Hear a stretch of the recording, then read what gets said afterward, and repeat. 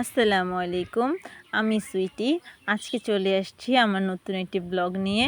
আজকে আমি আমার গ্রামের বাড়িতে যাব।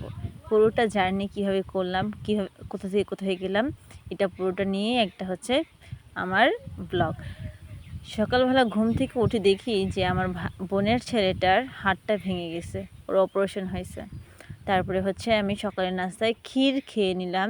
ক্ষীর খাওয়ার পরে হচ্ছে কিছুক্ষণ সময় কেটে যাওয়ার পরে তারপরে হচ্ছে আমি দুপুরের লাঞ্চ শেষ করে নিজের প্যাকেজিং শেষ করে মানে হচ্ছে গাট্টি বস্কা বেঁধে চলে যাচ্ছি দাদাবাড়ির উদ্দেশ্যে। দাদাবাড়ির উদ্দেশ্যে বলতে আমাদের সঙ্গে আজকে কেউ যাবে না, শুধুমাত্র আমি আর আমার ছোটো বোন বের হয়ে গেলাম দাদাবাড়ির উদ্দেশ্যে। তারপরে প্রথমে হচ্ছে আমরা হচ্ছে গুলিস্তানে গিয়ে অনেকক্ষণ প্রায় হচ্ছে 2 ঘন্টার পর্যন্ত অপেক্ষা করলাম আমার কাকা কাকির জন্য। আমার কাকা কাকি মূলত আমাকে নিয়ে তারপরে যাবে, আমি তো একা একা পুরোটা রাস্তা চিনবো না, এর জন্য।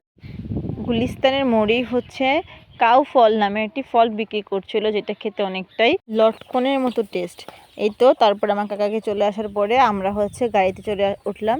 গুলিস্তান থেকে আমরা হচ্ছে মহাখালীর বাসে করে চলে যাচ্ছিলাম। বাসে ওঠার কিছুক্ষণ পরে তুমুল ঝড় শুরু হয়ে গেল। সব মানুষ বড় ব্রিজের নিচে আশ্রয় নিচ্ছিল। ব্রিজটার নাম কি তা জানি না। আমরা হচ্ছে সামনে দিয়ে, আমাদের রাস্তার সামনে দিয়ে হচ্ছে ট্রেন যাবে, তো ট্রেনের জন্য অপেক্ষা করছিলাম। এই তো সামনে দিয়ে চলে গেল অনেক ঝড়ের গতিতে একটি ট্রেন।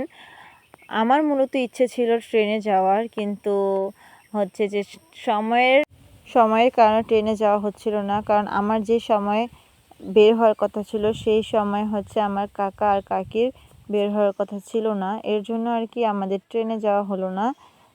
তারপরে ট্রেনটা চলে যাওয়ার পর যখন আমরা রাস্তা পার করি তখন হচ্ছে চলে আসি। এই তো কিছুক্ষণ দুষ্টুমি করছিলাম বাসে বসে বসে, কারণ বাহিরে অনেক বৃষ্টি ছিল। সব কিছু একেবারে অফ করে দিতে হয়েছে, মানে জানলা দরজা যা আছে সব অফ করে দিতে হয়েছে, কারণ বাইরে থেকে অনেক পরিমাণ পানি বাসের মধ্যে চলে আসছিল, যার কারণে আমরা পুরোপুরি ভিজে যাচ্ছিলাম। এই তো বৃষ্টি কমানোর পরে হচ্ছে জানলা খোলার সৌভাগ্য হয়েছে। আচ্ছা, আপনারা কি কেউ জানেন এই ব্রিজটার নাম কি? এই ব্রিজটার ড্রয়িং বা হচ্ছে আলপনা দেখে আমার কিছু খুব ভালো লেগেছে। এটা পুরোটা রাস্তা জুড়ে এই ব্রিজের নিচে এরকম আলপনা করা। তো আমি কখনো যাইনি, তার জন্য আমি জানি না। যাই হোক, আমার কাছে খুবই ভালো লাগছে ব্রিজটা। খালি নামার পরে আবারও বৃষ্টি শুরু হয়ে যায়। তারপরে আমরা একটা হোটেলে ঢুকে খাওয়া দাওয়া শেষ করে বৃষ্টি যখন একটু একটু কমে তখন আমরা হচ্ছে বাস ঠিক করে বাসে উঠে পড়ি। এই তো আমাদের বাস ছেড়ে দিয়েছে। অনেকটা পরিমাণ আনন্দিত ছিলাম, কারণ এই প্রথমবার হচ্ছে আমি আমার দাদা বাড়িতে কোরবানি ঈদ করতে যাব। তাও আবার আমার বাবা মা সবাইকে ছাড়া, সবাই হচ্ছে ঢাকায়, আমি আর আমার ছোটো বোন যাচ্ছি। এই তো বাস থেকে নামিয়ে দিয়েছে আমাদের রাত্রের 1টা, আনুমানিক হচ্ছে 1টা অথবা 12টা বাজবে। আমরা হচ্ছে ডিরেক্ট আমার কাকির বাবার বাড়িতে উঠেছি। তো এই যে দেখেন সকালের ভিউ। আমার গ্রাম সাইডে না এতটা পরিমাণ মন খারাপ লাগছিল, যখন আসলাম তখন এক পরিমাণ ভালো লাগতেছিল বলার বাইরে। এই তো সকালে ঘুম থেকে ওঠার পরে দেখি যে আমার চাচাতো ভাই আমার বিছানার সামনে বসে বসে খাওয়া দাওয়া করছে, আর বাহিরে এত সুন্দর ওয়েদার। কিছুক্ষণ পরে হচ্ছে এরকম ওয়েদারটা থাকে না, কারণ অনেক জোরে ঝড় উঠে। ঘুম থেকে উঠে দেখি কাকি বাড়িতে নেই, তার জন্য হচ্ছে আমি আমার কাকিকে খুঁজতে বের হয়ে যাই। কারণ হচ্ছে কাকিদের বাড়ির অপোজিটে হচ্ছে কাকির কোনো এক আত্মীয়র বাড়ি, সেখানে হচ্ছে আমরা চলে যাই। এই তো সকাল সকাল ঘুম থেকে উঠে দাঁত ব্রাশ করে ফ্রেশ হয়ে চলে যাচ্ছি ওইদিকে। আমার সঙ্গে অবশ্য আরও মানুষ ছিল, যেমন হচ্ছে আমার ছোটো বোন, আমার চাচাতো বোন, এরা। কিছুক্ষণ পর খেয়াল করি আমার ছোটো বোন অনেক দূরে কিছু কিছু মানুষদের সঙ্গে খেলাধুলা করছিল। আমার পাশে আমার অন্য বোনেরা ছিল, কিন্তু ও ছিল না। তবে মারিয়া বলে ডাক দেওয়ার পরে অনেকক্ষণ পরে সে হচ্ছে খেয়াল করে যে আমি অনেক দূর থেকে তাদেরকে ভিডিও করছি আর ডাকাডাকি করছি। তো আর কি, এই যে এটা হচ্ছে আমার কাকির বাবার বাড়ি। তাদের বাড়িটা এখনও কাজ চলছে, কমপ্লিট হয় নাই, এর জন্য দেখতেই তো অনেকটা এরকম টাইপের। তো ওই তো মারিয়া দৌড়ে আসতেছে, মানে অলিম্পিকে মানুষ মনে এত জোরে দৌড় দেয় না, ও যত জোরে দৌড় দিছে। এই আসতেছিল। তারপর ওদেরকে সবাইকে নিয়ে আমি চলে গিয়েছিলাম কাকিকে খুঁজতে। এই তো তারপর হচ্ছে আমার ছোট ভাইও চলে আসছে, যে আপু তুমি কই যাও? আমি তোমার আম্মুকে খুঁজতে যাচ্ছি। তারপরে যে ও আমাকে নিয়ে যাচ্ছিলো ওই বাড়িতে, কারণ আমি তো এখানে নতুন, আমি তো সবাইকে চিনি না, যার কারণে কাকি আমাদেরকে, আমি আবার তাদের বাড়ির কোরবানির যে গরুটা সেটা ভিডিও করলাম। তারপর হচ্ছে এগুলো সব মালিয়া ভিডিও করেছে, ও হচ্ছে ওয়েদারটা ভিডিও করছিল। বলেছিলাম কিছুক্ষণ পর ঝড় উঠবে, এই যে ঝড় শুরু হয়ে গিয়েছে, বাহিরে প্রচণ্ড বাতাস ছিল। এরকম বাতাস হতে হতে হঠাৎ এত জোরে বৃষ্টি শুরু হয় যে টিনের রুমে এরকম বৃষ্টির শব্দ উপভোগ করি না অনেক দিন। তো এই বৃষ্টির সময় হচ্ছে আমার যে কাকির যে ছোট বোন, সেই ছোট বোন হচ্ছে আমাকে আবার মেহেদি পরিয়ে দিচ্ছিল। সে আবার খুব ভালোভাবে মেহেদি পরাতে পারে, এই জন্য সে আমাকে খুব সুন্দরভাবে মেহেদি পরিয়ে দিচ্ছিল। আমি আবার আবদার করলাম যে কাকি তোমার বোনকে বলো আমাকে মেহেদি পরিয়ে দিতে। তো ওই যে মেহেদি পরিয়ে দেওয়ার পরে এখনও টানা অনেকক্ষণ বৃষ্টি হচ্ছিল। তারপর সেখানে হচ্ছে এই বৃষ্টির মধ্যে একটা ঘটনা ঘটে। এখানে আমরা বাড়ি থেকে শুনতে পাই অনেক জোরে কিছু পড়েছে, কি পড়েছে সেটা তো আর আমরা জানি না। তো হঠাৎ দেখলাম যে হচ্ছে একটা বড় কাঁঠাল পড়েছিল। সেই কাঁঠালটাকে কাকির আম্মু নিয়ে আসতে গিয়েছিল, তার পিছে পিছে আমিও যাচ্ছিলাম।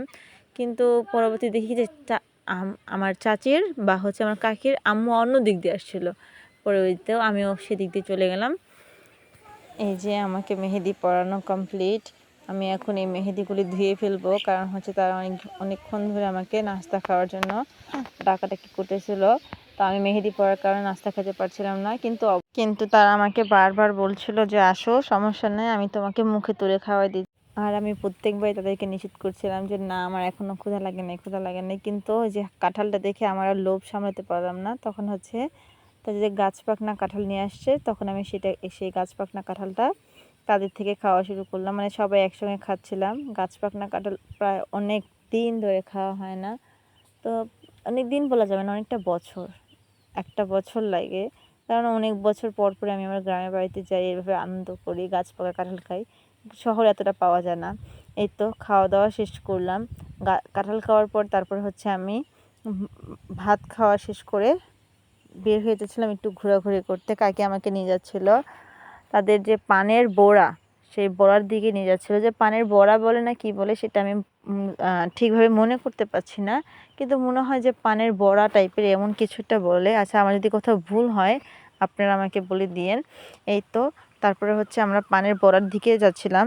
এখানে মূলত যাওয়ার কারণটা হচ্ছে ঘোরাঘুরি না, পানের বড়ার মধ্যে কাকির যে আঙ্কেল তারা হচ্ছে কাজ করতেছিল, তাদেরকে জিজ্ঞাসা করতেছিল যে ময়মনসিংহ মুক্তাগাছার যে জমিদার বাড়িটা সেটা কি খোলা নাকি বন্ধ। তারা বলল যেহেতু ওয়েদার খারাপ সেহেতু অনেক মানুষই সেখানে যাবে না, তার জন্য সেটা বন্ধ হওয়ার সম্ভাবনাটা বেশি থাকে।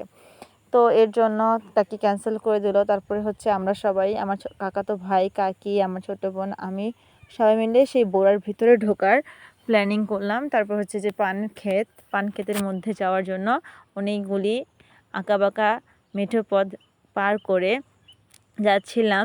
যেহেতু কিছুক্ষণ আগে যেহেতু ঝড় হয়েছে, তার জন্য ক্ষেতের মধ্যে অনেকটা পরিমাণ পানি জমে গিয়েছে। এই তো খুব সুন্দর একটা দৃশ্য উপভোগ করতে করতে আমরা যাচ্ছিলাম, খুবই ভালো লাগছিল। অনেক দিন পর গ্রামের বাড়িতে, যারা হচ্ছে একেবারে স্থায়ীভাবে ঢাকা শহরে থাকে তারা কিন্তু অনেক দিন পর পরই হচ্ছে গ্রামের বাড়ি যেতে হয়, বা হচ্ছে যে অনেক দিন পর কি তারা হচ্ছে ম্যাক্সিমাম টাইম কোথাও ঘুরতেই যেতে পারে না, মানে গ্রাম সাইডটা। তো এই গ্রাম সাইডটা আমার কাছে খুব ভালো লাগে, মানে এখানে আসলে কি অনেকটা পরিমাণ ফ্রেশ ফিল হয়। তো এই তো আমরা হচ্ছে পানের বোড়ার দিকে চলে এসেছিলাম। তারপর হচ্ছে পানের বোড়াটার মধ্যে ঢুকবো। এই তো আমি পানির বড়ার মধ্যে ঢুকে গিয়েছি। যেহেতু বৃষ্টি হয়েছে, পানির পাতাগুলো খুব ফ্রেশ লাগছিল এবং ভিতরে খুব সুন্দর লাগছিল। এখন আমি জানি না কীরকম লাগে, কিন্তু আমি তো প্রথমবার এরকম পানির বড়ার মধ্যে ঢুকেছি, আমার কাছে খুবই ভালো লাগছিল। এখানে কিছু একটা মেডিসিন দেওয়া হচ্ছিল। তারপরে হচ্ছে পানের মধ্যে আবার কিছু কিছু জায়গায় কী জানি করছিল, সেগুলো হচ্ছে নাম বলেছিল, আমি ভুলে গেছি। তো এই যে দেখেন, আমার কাছে বেশ সুন্দর লাগছিল, কারণ এরকম বড়া আমি কখনো দেখি নাই, পানের বড়াগুলো। তো দুই সেটে এরকম সারিবদ্ধভাবে করা। অবশ্যই এই পানের বড়া নিয়ে আমি অনেক ধরনের ভূত মানে ভূতের গল্পগুলো শুনেছি, তার জন্য আমাকে একটু ভয়ও লাগছিল। আমি বারবার বলছিলাম, কাকি তুমি আমাকে ছেড়ে যেও না। আর মানে এক একটা গলি সরু সরু গলি টাইপ, তো আমার কাছে ভয় লাগছিল।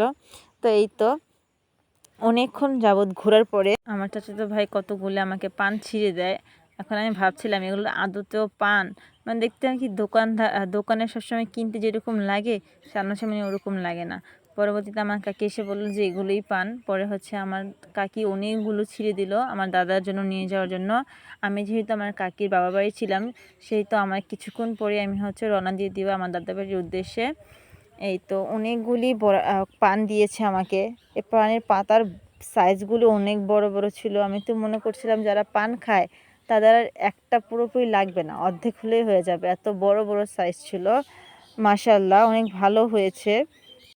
এই যে আমার কাকির আঙ্কেল পানের বড়ার মধ্যে কি দিয়ে জানি গিট্টু গিট্টু দিয়ে রাখছিল এরকম। এটি কিন্তু সুতা না, আবার সুতার মতো মানে সুতা ছাড়াও এরকম না, কি জানি বলে এগুলোকে। আমার তখন বলছিল, আমার মাথায় নেই এখন যে কী জানি একটা বলছিল, কিন্তু আমি বুঝতে পারলাম যে পানের যেন ওই যে লম্বা লম্বা আশি করা আকারের মতো হয়, তো সেগুলো পড়ে না যাওয়ার কারণে সেখানে গিট দিয়ে দিচ্ছিল যেন সেগুলো নষ্ট না হয়।